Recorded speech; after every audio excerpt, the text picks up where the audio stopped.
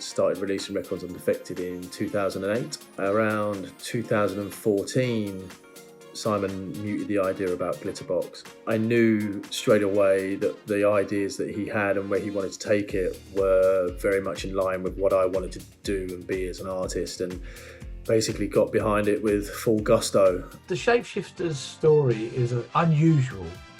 Lola's Theme was a #1 record in the UK and a globally massive dance record.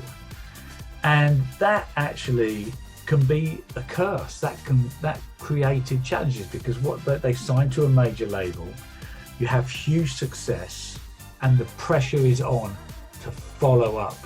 There was that period which I spoke about between around 2008 up to 2014 where things got very techy and electronic, and the outlets weren't there for someone like me who does love to use live musicians. To make those kind of records you need the support. His confidence really started to grow in terms of going in the studio when he made Try My Love.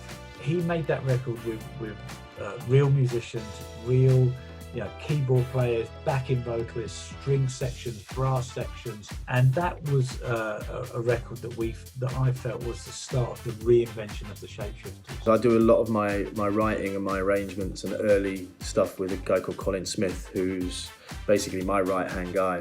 So we start with a groove and get it to like a demo stage as a vibe. Then we kind of start taking that to the next stage, which is thinking about putting a top line on it. And it can be with one of the featured vocalists or with the writers that I work with. It just starts to kind of become something. He then made Life at the Dance Floor. Again, same process. He's found someone that arranges music for him in a really good way. He found some songwriters in New York that could craft a great song, and then he musically directs it. Along that whole process, me and Simon work quite closely together. It's very important to me. He's like my third member. So it's a trust thing. It's very, very difficult in this day and age to find an A&R guy that you have that symbiosis with.